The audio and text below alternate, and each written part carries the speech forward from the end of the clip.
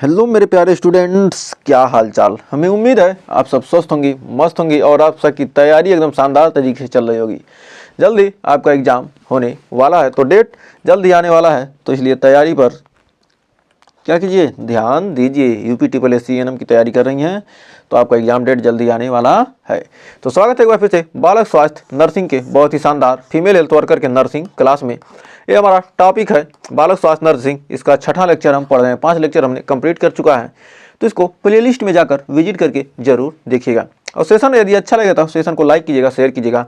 Like और share और subscribe ही क्या करता है, हमें मोटिवेट करता है आपके लिए बेहतरीन से बेहतरीन कंटेंट दे सकें आपको। तो आइए शुरुआत करते हैं समय न बर्बाद करते हुए। तो हमारा क्या मेन मकसद है, आपका समय का बर्बाद नहीं करना। कम समय में बेहतरीन से बेहतरीन ज़्यादा से ज़्यादा कंटेंट देने की कोशिश की जाती है।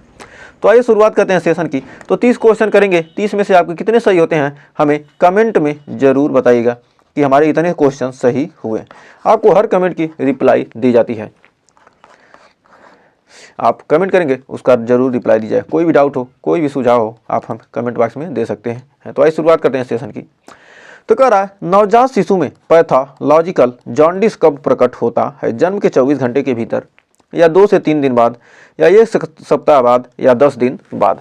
कह रहा नवजात शिशु में जो पैथोलॉजिकल जॉन्डिस है, तो पैथोलॉजिकल जॉन्डिस कब प्रकट होता है? तो जन्म के 24 घंटे के भीतर कहता यह प्रकट होता है। तो बढ़ते हैं आगे। कह रहा है कंगारू मदर केयर KMC का मुख्य उद्देश्य क्या है? शिशु को गर्मी प्रदान करना, या शिशु की प्रतिरक्षा बढ़ाना, या शिशु का वजन बढ़ाना। तो इसमें से इन सारे ऑप्शन हो जाएंगे ऑप्शन नंबर डी सही। तो हमारा राइट आंसर हो जाएगा ऑप्शन नंबर डी। तो नेक्स्ट, तो बहुत ही शानदार क्वेश्चन आज लेकर फिर हाजिर हैं। कह रहा है नवजात शिशु में अपगार स्कोर कितनी बार लिया जाता है? जन्म के तुरंत बाद और 1 मिनट पर, जन्म के 1 और 5 मिनट पर, जन्म के 5 और 10 मिनट पर, या केवल 10 मिनट बाद। तो हमारा राइट आंसर, हमने बहुत पहले आपको इस क्वेश्चन को पढ़ाया था, यदि आपने पढ़ा होगा, ध्यान दिया होगा, तो आप इसका आंसर ऑप्शन नंबर ए ही लगाएंगे, नहीं लगाएंगे। ऑप्शन नंबर 1 और 5 मिनट पर, ऑप्शन बी लगाएंगे। ध्यान से नहीं पढ़े होते तो ये लगाते हैं, ऑप्शन बी लगाएंगे 1 और 5 मिनट पर। नेक्स्ट, कह रहा है ब्राकियोलाइटिस आमतौर पर किस वायरस के कारण होता है? इन्फ्लुएंजा वायरस, या एडेनो वायरस, या रेस्पिरेटरी सिंसियल वायरस RSV, या हर्पिच वायरस। तो हमारा चौथे का राइट आंसर क्या हो जाएगा? ब्रोकियोलाइटिस आमतौर पर किस वायरस के कारण होता है? तो हमारे चौथे का राइट आंसर हो जाएगा option number C, respiratory syncytial virus. Next, करफिनाइल कीटोनूरिया किसकी चयापचय संबंधी विकृत है? Carbohydrate, lipid, protein, vitamin. तो हमारा फिनाइल कीटोनूरिया किसकी चयापचय संबंधी विकृत है? तो हमारा पांचवें का राइट आंसर है option number C, protein. Next, कर रहा है नवजात शिशु में विटामिन के का इंजेक्शन क्यों दिया जाता है? रक्त स्राव रोकने के लिए, हड्डी मजबूत करने के लिए, संक्रमण रोकने के लिए, पाचन सुधारने के लिए। तो नवजात शिशु में विटामिन के का इंजेक्शन क्यों दिया जाता है? तो नवजात शिशु में विटामिन के का इंजेक्शन क्यों दिया जाता है? तो हमारा ऑप्शन नंबर ए हो जाएगा रक्तस्राव को रोकने के लिए। नेक्स्ट, करा टेटनस टॉक्साइड TT टीका गर्भावस्था में क्यों दिया जाता है? शिशु को टेटनस से बचाने के लिए, माँ की प्रतिरक्षा बढ़ाने के लिए, दोनों को बचाने के लिए, या केवल गर्भवती महिला के लिए। तो हमारा 7वें का राइट आंसर हो जाएगा ऑप्शन नंबर सी, दोनों को बचाने के लिए। तो बढ़ते हैं 8वें क्वेश्चन की तरफ। करा रिफ्लक्स इसोफेगाइटिस शिशुओं में क्यों होती है? अपरिपक्व इसोफेगल वाल्व के कारण, गैस्ट्रिक संक्रमण, पोषण की कमी, फेफड़ों की समस्या। तो हमारा 8वें का राइट आंसर क्या हो जाएगा? तो 8वें right answer option number A, अपरिपक्व इसोफेगल वाल्व के लिए। नेक्स्ट, करा बर्थ एस्फिक्सिया से ग्रसित शिशु में कौन सा प्राथमिक उपचार दिया जाता है? ऑक्सीजन थेरेपी, गुनगुने पानी से स्नान, या ग्लूकोज का इन्फ्यूजन, या मल्टीविटामिन थेरेपी। तो हमारा 9वें का राइट आंसर हो जाएगा ऑप्शन नंबर ए, ऑक्सीजन थेरेपी। नेक्स्ट, करा बच्चों में प्लम्बिज्म किस कारण से होता है? सीसा विषाक्तता, आयरन की कमी, कैल्शियम की अधिकता, सोडियम असंतुलन। तो हमारा बच्चों में प्लम्बिक किस कारण से होता है? तो हमारा 10वें का राइट आंसर हो जाएगा ऑप्शन नंबर ए, सीसा विषाक्तता। नेक्स्ट, रूमेटिक फीवर आमतौर पर किस संक्रमण के बाद होता है? स्ट्रेप्टोकोकल संक्रमण या वायरल फ्लू या बैक्टीरियल निमोनिया या फंगल इन्फेक्शन। तो रूमेटिक फीवर आमतौर पर किस संक्रमण के बाद होता है? तो हमारे 11वें का राइट आंसर हो जाएगा ऑप्शन नंबर ए, स्ट्रेप्टोकोकल संक्रमण। तो बढ़ते हैं 12वें क्वेश्चन की तरफ। तो कह रहा हीमोफीलिया से पीड़ित बच्चे में कौन सा कारक प्रभावित होता है? रक्त जमाव कारक, 8वां और 9वां, विटामिन के, हीमोग्लोबिन, प्लेटलेट्स। तो हमारा 12वें का राइट आंसर हो जाएगा ऑप्शन नंबर ए, रक्त जमाव कारक 8 और 9। नेक्स्ट, कान जेनिटल हाइपोथायराइडिज्म नवजात शिशु में किस टेस्ट से पहचाना जाता है? TSH test, blood sugar test, haemoglobin test, urea test. तो हमारा 13वें का राइट आंसर हो जाएगा option number A, TSH test. तो बढ़ते हैं आगे।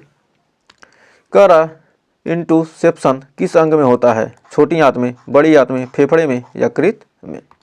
तो 14वें का राइट आंसर ऑप्शन नंबर ए, छोटी आंत में। तो बढ़ते हैं आगे। तो कह रहा नवजात शिशु की नाभि कितने दिनों में सूख कर गिर जाती है? 3 से 5 दिन, 5 से 7, 7 से 10 या 10 से 14 दिन में? तो कह रहा नवजात शिशु की नाभि कितने दिनों में सूख कर गिर जाती है? तो हमारा राइट आंसर होगा 7 से 10 दिन में, ऑप्शन नंबर सी। तो बढ़ते हैं 16वें क्वेश्चन की तरफ। तो देखिए 16वां क्वेश्चन क्या कर रहा है।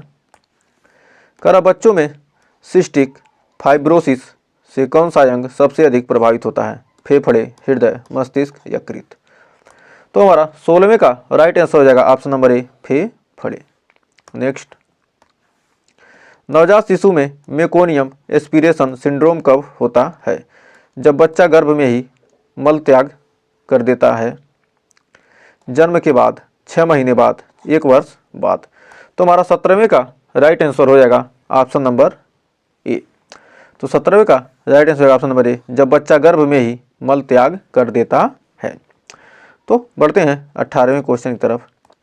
तो 18वां क्वेश्चन क्या करा है? क्रूप रोग बच्चों में किस कारण से होता है? पैरा इन्फ्लुएंजा वायरस या स्ट्रेप्टोकोकस बैक्टीरिया या फंगल इन्फेक्शन या आयरन की कमी।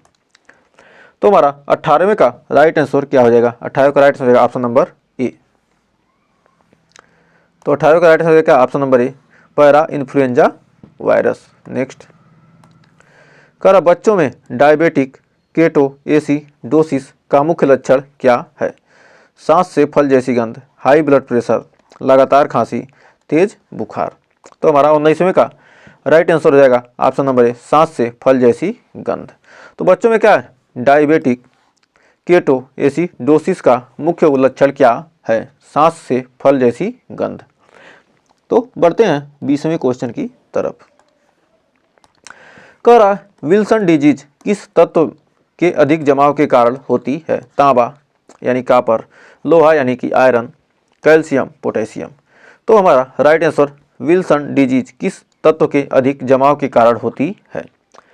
तो 20वें का राइट आंसर हो जाएगा ऑप्शन नंबर ए, तांबा यानी कापर। नेक्स्ट, कह नेफ्रोटिक सिंड्रोम का मुख्य लक्षण क्या होता है? शरीर में सूजन और प्रोटीन की कमी, खून में ग्लूकोज की कमी, लो बीपी या बार बार मूत्र त्याग। तो हमारा 21वें का राइट आंसर ऑप्शन नंबर ए हो जाएगा, शरीर में सूजन और प्रोटीन की कमी। तो बढ़ते हैं 22वें क्वेश्चन की तरफ। कह ट्रांसजेंडर चिल्ड्रेन की पहचान के लिए कौन सा सर्वश्रेष्ठ तरीका है? हार्मोन टेस्ट, जेनेटिक टेस्ट या मनोवैज्ञानिक मूल्यांकन या ब्लड टेस्ट। तो हमारा 22वें का राइट आंसर हो जाएगा ऑप्शन नंबर सी, मनोवैज्ञानिक मूल्यांकन। Next, hand foot and mouth disease किस वायरस के कारण होती है? कोक्ससैकी वायरस या एडेनो वायरस या पैरा इन्फ्लुएंजा या रेबीज वायरस। तो हमारा 23वें का राइट आंसर होगा option number A, coxsackie virus. Next, कह बच्चों में पी का क्या होता है? मिट्टी, कागज आदि खाने की आदत, अधिक नींद आना, बार बार पेशाब आना, अस्थमा। तो हमारा 24 का राइट आंसर हो जाएगा क्या? तो 24 का राइट आंसर हो जाएगा ऑप्शन नंबर ए, मिट्टी, कागज आदि खाने की आदत बच्चों में क्या पीका है। पीका का मतलब क्या होता है? मिट्टी, कागज आदि खाने की आदत को ही क्या कहते हैं? पीका कहते हैं। नेक्स्ट, करा स्कालियोसिस किससे संबंधित रोग है? रीढ़ की हड्डी का टेढ़ापन, घुटनों का दर्द, मस्तिष्क का संक्रमण या हृदय रोग। तो हमारा 25वें का राइट आंसर हो जाएगा ऑप्शन नंबर ए, रीढ़ की हड्डी का टेढ़ापन। तो रीढ़ की हड्डी का टेढ़ापन। तो बढ़ते हैं आगे। तो कह रहा नवजात शिशु में ट्रांजिएंट टाकीप्रिया ऑफ न्यूबॉर्न TTN किस कारण से होता है? फेफड़ों में तरल पदार्थ का अवशोषण न होना, दिल की समस्या, रक्त में कम ग्लूकोज स्तर, संक्रमण। तो हमारा 26 का राइट आंसर हो जाएगा ऑप्शन नंबर ए, फेफड़ों में तरल पदार्थ का अवशोषण न होना। नेक्स्ट, कह रहा ओटिटिस मीडिया बच्चों में किसका संक्रमण है? मध्य कान, गला, फेफड़े, आँख। तो हमारा 27 का राइट आंसर हो जाएगा ऑप्शन नंबर ए, मध्य कान। तो बढ़ते हैं 28वें क्वेश्चन की तरफ। तो 28वां क्वेश्चन देखिए क्या कर रहा है। कर नवजात शिशु में हाइपोथर्मिया की स्थिति कब मानी जाती है?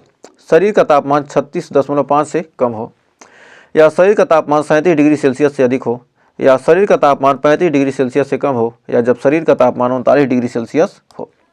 तो कर नवजात शिशु में हाइपोथर्मिया की स्थिति कब मानी जाती है? तो हमारा हो जाएगा ऑप्शन नंबर ए, जब शरीर का तापमान 36.5 डिग्री सेल्सियस से कम हो। नेक्स्ट, करा क्रेटिनिज्म किस हार्मोन की कमी से होता है?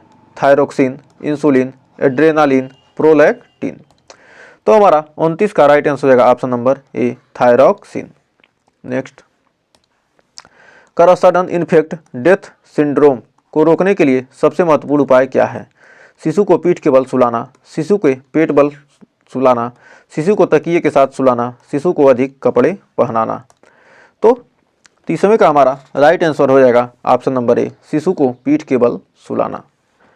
तो हमें उम्मीद है आपको 30 क्वेश्चन अच्छे से क्लियर हो गए होंगे। तो 30वें का हमारा राइट आंसर क्या 30 क्वेश्चन में आपने कितने क्वेश्चन किए हैं सही, उसको हमें क्या करना है? कमेंट में बताइएगा। और सेशन अच्छा लगा तो सेशन को लाइक और शेयर जरूर कीजिएगा। आपका लाइक, शेयर और सब्सक्राइब ही हमें क्या करता है? मोटिवेट करता है आपके लिए बेहतरीन से बेहतरीन कंटेंट लाने के लिए। और कोई भी सुझाव हो तो कमेंट बॉक्स में ज़रूर दीजिएगा। तो मिलेंगे नेक्स्ट वीडियो में कुछ और क्वेश्चन के साथ, कुछ और टॉपिक के साथ। तब तक के लिए टेक केयर।